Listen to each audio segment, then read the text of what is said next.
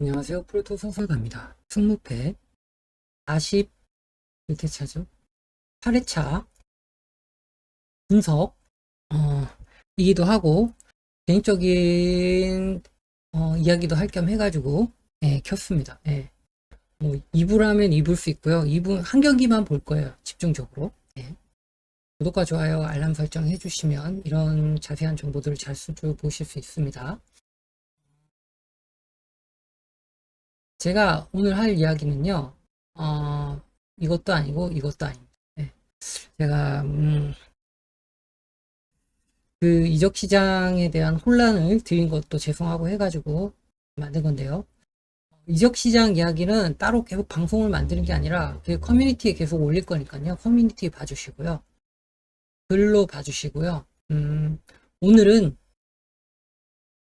클롭과 ML입니다.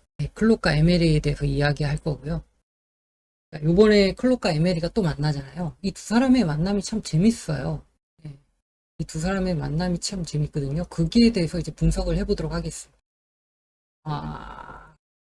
구독과 좋아요 해주셨어요. 왜냐면 제가 지금 이 리버풀과 에스턴 빌라 경기를 에스턴 승으로 보고 있거든요. 이거에 대한 변명이기도 합니다. 최종 분석에는 또 달라질 수 있는데 일단 보도록 하겠습니다. 첫 번째 유로파 결승 이야기부터 해야 됩니다. 유로파 결승. 유로파 결승전에 리버풀이 올라갔죠. 리버풀이 올라가고 그리고 이제 또 세비야도 올라갑니다. 그래서 클롭과 에메리의 첫 번째 대결이 성사가 되죠. 유로파 결승전에서. 결과는 뭐 여러분들이 다 아시는 바와 같이 3대1로 리버풀이 집니다. 근데 이것 재밌어요. 이 경기에 대해서 잠깐 얘기를 해드리면 일이 적지는 않았는데 정말 재밌는 경기였습니다. 이제 제게 ML이라는 감독에 대해서 확실하게 각인시키는 경기였거든요. 감독이 이런 사람이 감독이구나 라는 거를 진짜 깨닫게 해준 경기였습니다. 경기 전에는 뭐 클롭이 리버풀 팬들의 소원, 그러니까 그 염원을 이루기 위해서 최선을 다하겠다 이야기했었고요. 당시 제임스 밀러 리버풀 주장이었으니까 그랬을 거예요. 그때 이번에 이겨서 좋은 마무리 하고 싶다 뭐 이런 인터뷰를 했었는데 에메리의 인터뷰가 독특했습니다. 지난 2년간 저희는 환상적인 결과를 만들어낸 것이 사실입니다. 왜냐하면 2번 우승했거든요. 2연승. 유로파 2연승 했어요. 세비야에서. 세비야 전력이 뭐 확실히 좋은 건 아닌데 유로파 올라가면 막 미쳐버리는 팀이 됐죠. 지금도 그렇잖아요. 최근에도 우승했죠.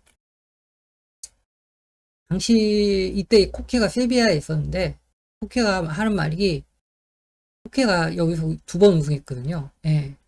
다시 한번 우승컵을 들어올리고 싶다. 그래서 아주 오만하죠. 상대가 리버풀인데.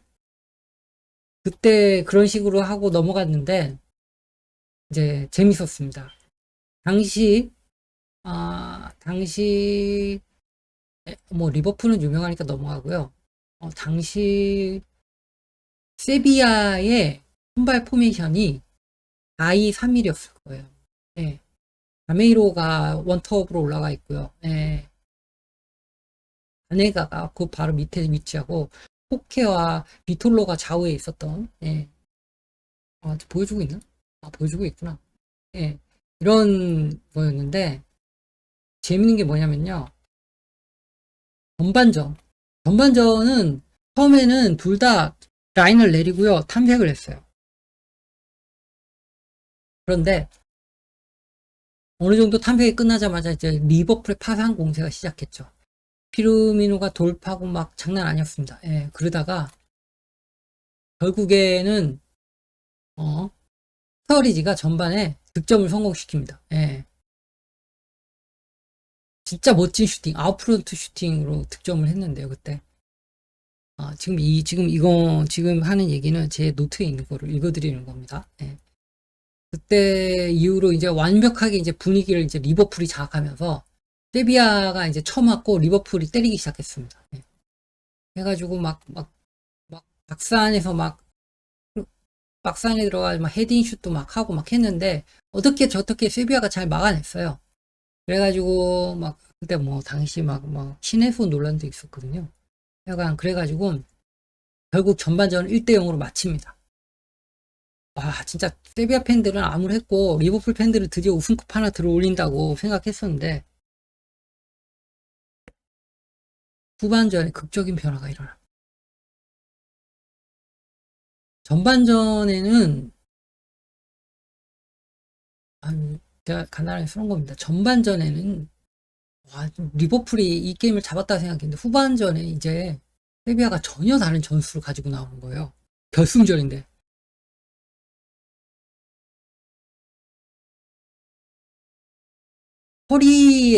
허리에서 항상 수적 우위를 가져가기 위한 전술을 만들어냅니다. 밖에 있던 선수들이 안으로 몰려오는 거예요. 그러니까 좌우 윙을 보던 애들이 안쪽으로 치고 들어오는 겁니다. 안쪽으로 치고 들어오면 윙을 보는 애들이 안쪽으로 치고 들어오니까 중앙에서는 항상 4명이 만들어지죠. 그러니까 리버풀이 3명이니까 1명의 우위가 생깁니다. 그래가지고 패스가 좀 더 다양하게 되고 패스 성공률이 올라가잖아요. 일단 기본적으로. 네. 또 유효 슈팅도 올라갑니다. 네. 해가지고 몰아붙이기 시작하는 겁니다. 근데 몰아붙이는 이거의 효과는 바로 처음에 나와버려요.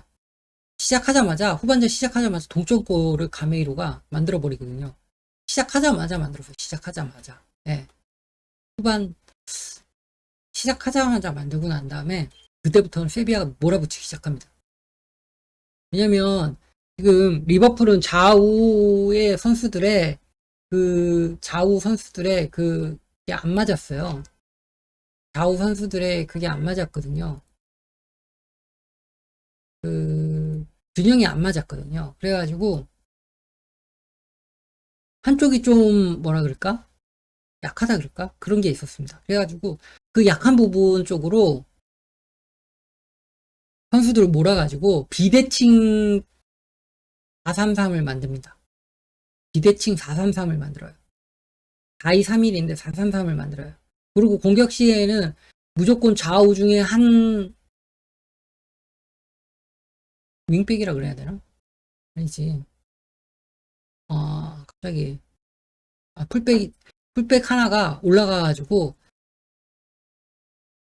3백을 만들어가지고 상대 스터리지, 쿠티뉴, 뭐 피르미누를 견제를 합니다. 무조건 견제를 해요. 그리고 한쪽에 올라가면 어떻게 됩니까? 가운데에서 또 한 명이 더 늘어나죠. 한 명이 더 늘어난 그 수적 우위를 이용해가지고 빌드업을 시작하는 겁니다. 그런 식으로 해가지고 후반전은 완전 세비야 판을 만들어버려요. 그러니까 전반전이랑 후반전이랑 전혀 다른 전술을 가지고 온 겁니다. 가지고 온 게 아니라 전반전 경기 결과를 보고 후반전에 그 전술을 변화시킨 거죠. 물론 이때는 세 번째 우승이기도 하고 그러기 때문에 세 번째 결승전이기도 하고 그러기 때문에 팀을 완전 장악한 상태였죠. 그렇기 때문에 뭐 그런 결과가 있는 게 이상하지 않았는데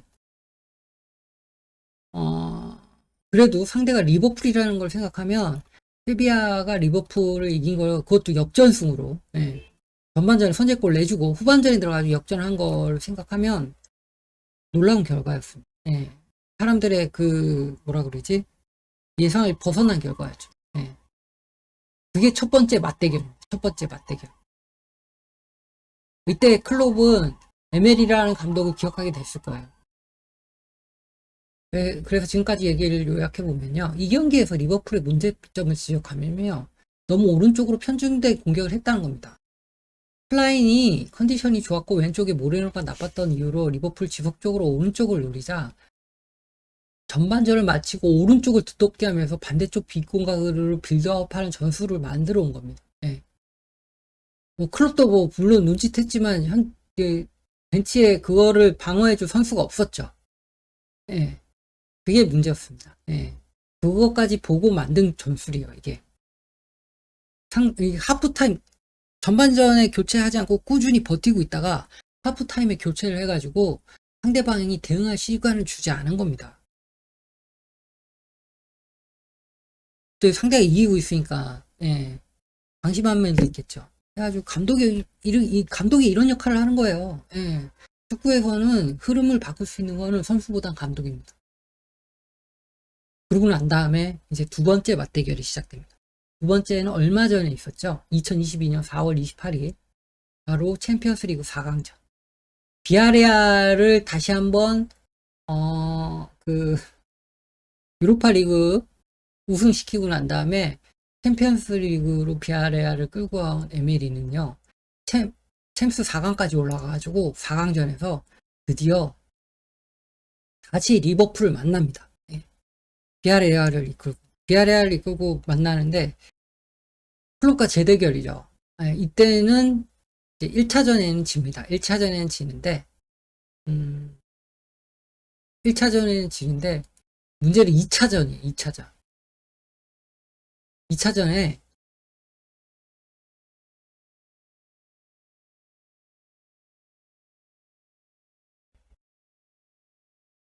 처음에 두 골을 몰아치는 거예요.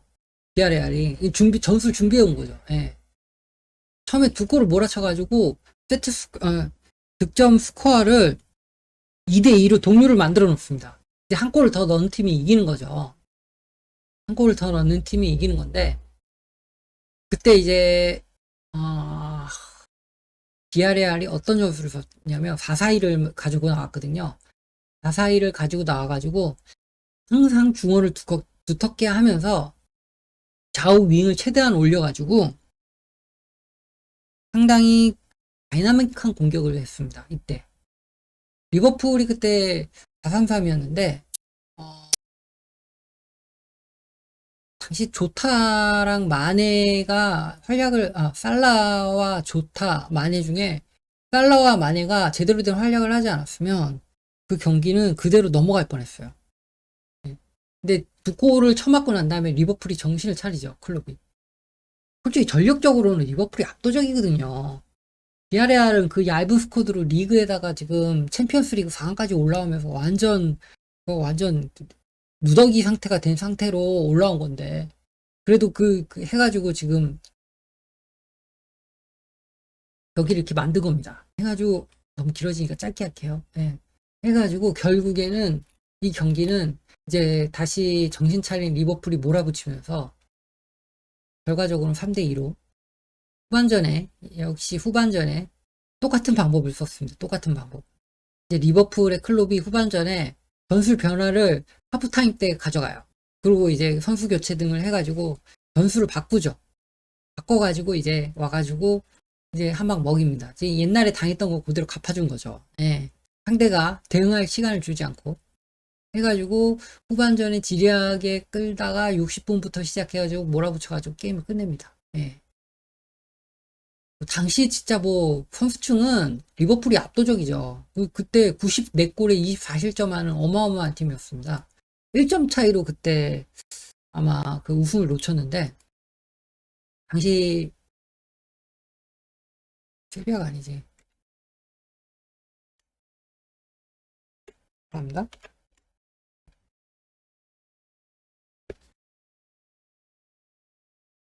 당시 이제 한번 끊기니까 비아레알도 라리가에서 득실바지니 27점인 강팀이었습니다. 물론 득점력이 약하긴 했지만 리버풀에 비해가지고 결과는 클롭의 승이고 클롭은 에메리의 전술 변화를 항상 체크하면서 대응했어요. 이때 네. 중요한 경기인 만큼 그랬습니다. 그러고 난 다음에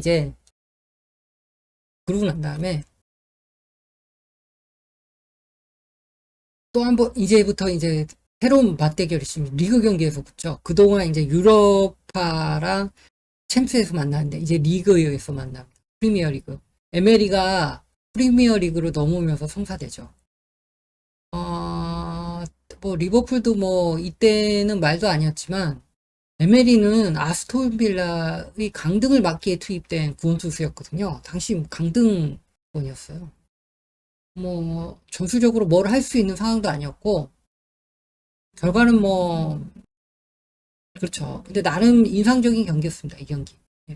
처음 와가지고 4-4-2로 세워놓고 난 다음에 와킨스를 최대한 활용하려는 뭐 부엔디아 와킨스 디뉴 부엔디아 와킨스 이 라인을 살려낸 것만 해도 인상적인 경기였습니다. 네, 처음에 와간데 리버풀을 뭐 아무리 뭐 그래도 썩어도 준치죠. 앞에 무슨 살라 누네스 시작해가지고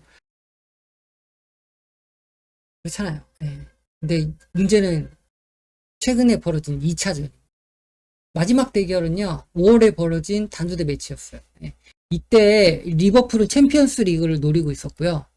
에메리도 유로파 리그를 노리고 있었어요. 강등권의 팀을 이까지 끌고 온 거예요. 에메리가. 이제 팀 점수도 바뀌었습니다. 4-2-3-1로. 보시면 아시겠지만 예전에 자기가 스페인에서 썼던 그 전술을 이제 팀에 이제 이식시키는데 성공한 거예요. 그 시즌을 치러오면서. 예. 그래가지고 이제 뭐 선수들의 위치도 다 조절됐고 뭐 이렇게 해가지고 뭐 램지도 살려내고 해가지고 아주 멋진 팀을 만들었는데 이 경기의 결과는 승부를 가릴 수 없었습니다. 예. 물론 이 리버풀 이때 잘 나가던 때예요. 그리고 이 경기는 챔피언스 리그를 위해서 아주 중요한 경기였습니다. 이게 37라운드인가 그랬는데 38라운드까지 있잖아요. 이 경기를 이겨야지만 챔스를 노려볼 수 있는 그런 상황이었을 거예요, 아마. 근데 이 경기에서 비깁니다. 비겨가지고 리버풀 망하죠. 챔스는 이제 못 가, 이제 꿈도 못 꾸는 상황이 돼버렸고 유로파로 가야 되게 됐고 아스톤 빌라도 비겨가지고 이겼으면 유로파를 꿈꿀 수 있었는데 비겨가지고 컨퍼런스에 만족하게 됩니다. 네. 아 진짜 뭐라 그래야 될까? 비기긴 했는데 결과적으로 보면 리버풀이 잃은 게 많죠. 챔스를 못 가게 됐으니까. 에메리는 어느 정도 복수를 성공한 거예요. 챔피언스리그 4강에 이 복수를 성공한 겁니다. 물을 먹였잖아요. 그죠? 그냥 뭐 클롭을 상대하는 에스턴 빌라는 예전에 만났던 강팀이 아니라 강등팀이 아니라 에메리 부임 후 15골 6도움을 기록하는 와킨스를 보유한 강팀이 된 거죠. 램지와 더글라스 루이스도 부활했고요. 전반부터 코나테가 PK를 내주는 등 수비진이 불안했으며 다행히 PK를 와킨스가 실축했지만 결국 제이콥 렌즈에게 실점을 하죠. 이 경기에서. 예. 이후 빌라는 영혼의 템백을 시작을 하며 눌러 앉았고요. 급해진 리버풀이 계속해서 빌라를 두들겨 봤으나 실패했죠. 하여간 EPL식 판정인데 또 죄송합니다. 급하게 만든다고 해가지고 뭐 결국에 뭐 피르미누가 교체로 들어와가지고 살라의 어시스트로 득점해가지고 비기긴 하지만요. 챔피언스 리그 진출이 불발됐고요. 에메리는 뭐 지난 챔피언스 4강의 복수를 성공한 겁니다. 이걸로. 네. 저는 그렇게 해석을 해요. 네. 이렇게 됐죠. 그래가지고 이번에 다시 붙습니다. 이번에 다시 붙는데 보시면 아시겠지만 리버풀은 진짜 티아고 반다이크 티아고 거의 코나테도 지금 결장 가능성이 높거든요. 물론 여기 뭐 부엔디아랑 쿠티뉴는 뭐 빼고 아씨 쿠티뉴 빼는 좀 그런데 쿠티뉴는 빼고 밍스가 빠진 게 크죠. 물론 지금 제가 보기엔 리버풀이 완전 센터백 2명이 다 날아가는 거기 때문에 더 심하다고 생각하는데 경기가 벌어집니다. 네. 그래가지고 제가 지금까지 흐름을 봤을 때 또 시즌 초반에 아스톤 빌라가 좀 잘 나갑니까? 아스톤 빌라가 지금 처음에 뉴캐슬한테 5대1로 깨지고 난 다음에요. 4대0, 5대0, 3대1, 3대0 해가지고 다른 팀들 개박살내면서 지금 돌아다니고 있어요. 리버풀은 삐걱대고 있죠. 예. 삐걱대고 있는데 그에 반해서 아스톤 빌라는 이제 불을 뿜고 있습니다. 경기당 거의 뭐 평균 3.7, 8 정도 나오겠는데 득점력을 보여주고 있는 거예요. 이런 모든 점을 봤을 때 저는 물론 말도 안 되는 얘기처럼 들리실 수 있는데 저는 이렇게 흐름을 보니까 이 경기는 에스턴 빌라가 이길 것 같거든요. 물론 제가 맞다는 게 아닙니다. 저를 너무 믿으시면 먹을 수 있는 것도 못 먹는 분명히 저는 이때 토트넘에 대한 적개심이 있어가지고 무승부를 줬는데 이거를 이제 토트넘을 좋아하시는 팬분들은 패를 내가지고 맛있게 드셨을 거예요. 그런 일이 일어나지 말라는 법이 없는데 하여간 제 개인적인 분석은 이렇습니다. 그래가지고 이 소설 같은 분석을 따로 하나 빼가지고 했고요. 아, 요거는 이번 시간에는 요거까지만 하고, 예, 본 분석은 이제 최종 분석은 내일 2시 예정인데 아직 이제 그 이적 시장 마무리까지 다 해가지고 예, 올려보도록 하겠습니다. 들어주셔서 감사하고요. 구독과 좋아요, 알람 설정 좀 부탁드립니다. 감사합니다. 재밌으셨나요? 네, 감사합니다.